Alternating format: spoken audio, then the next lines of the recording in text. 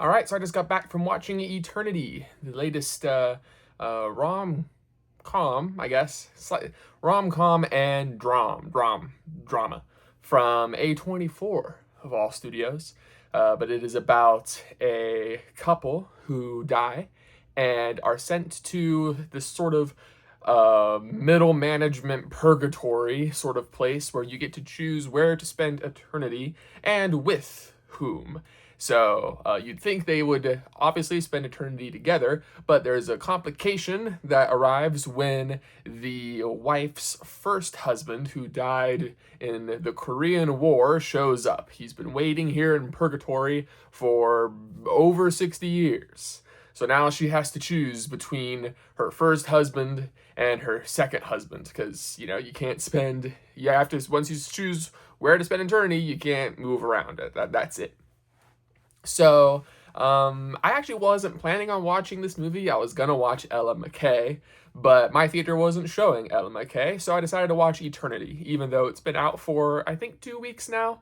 But I needed to watch something, and I was kind of interested in Eternity because of the trailers and the premise was unique. So, figured I'd check it out. I like the actors, and it just looked unique. So, and I'm glad I did. This was a very fun time. I enjoyed it quite a bit. It's funny. It is emotional. It is touching. It is thought provoking in ways. It is affirming in other ways. It's just a really good movie that you watch to feel warm and fuzzy inside. Not too dissimilar from a couple years ago, The Holdovers. That movie also has that sort of warm and cozy feeling inside. The leads are all great. The comedy is really funny. The especially Miles Teller does a great job of acting like an old soul because he's not that old. He's in his late 30s, I would say, maybe early 40s, but late 30s. And he does a great job of acting like a not an old man necessarily, but an old soul. And he and Elizabeth Olsen, who plays his wife, she does a really good job of being, obviously, she's in a lot of emotional turmoil in this movie, but she also does a good job of playing an old soul, and their chemistry together is very, very palpable and believable. You believe that this couple have been married for over 60 years. So that's the heart and soul of the movie, and because you believe their relationship, you believe everything else happening in this movie as well. Not to diss on Caleb Turner, who plays the first husband, he's really good as well. And what I appreciated about him, and this might be a spoiler, but it's not a big spoiler, is that he doesn't end up being a jerk.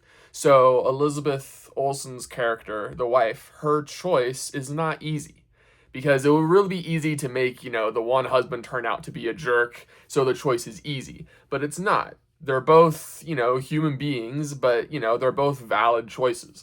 So it's a hard choice. So the movie doesn't shy away from that, which I appreciate. The only criticism I could think, and I don't actually have this criticism, but some people might, is that it is kind of predictable with the ending. It is a little cliche, I guess you could say. But I give it a pass for that because I feel like this is the only ending the movie should have had. And any other ending would have felt extremely dissatisfying. So they had to go the obvious way because any of the other ways, while they might be, bold and subversive, just would not have been as satisfying, especially for the way this movie has been going. That's why a lot of people don't like La La Land. They just don't like the ending. I like La La Land. I like the ending, but I don't think I would have liked a similar ending here because again, it doesn't feel like the movie, the way it's been going, is leading naturally to this. And the only reason it would end in a way you're not expecting it to, or at least wishing it to, would be to subvert expectations. So it's not a criticism of mine, but it might be a criticism someone else might have, is that it's a little too predictable, too safe. But that's kind of why I like this movie. So yeah, all in all, it's a definite recommendation from me. It doesn't have big bombastic special effects, so I wouldn't say it's a must see in theaters, But if you don't want to watch any of these bigger budget movies, or stuff like if you don't want to see something as gut-wrenching as Hamnet, something like Five Nights at Freddy's 2, or even later this week you're not interested at all in Avatar, this is a good choice, especially for a date night. This is a good movie to watch in theaters if you want to watch it in theaters. But I don't think it's required viewing in theaters, but you could do a lot worse. Yeah, so those are my thoughts on Eternity.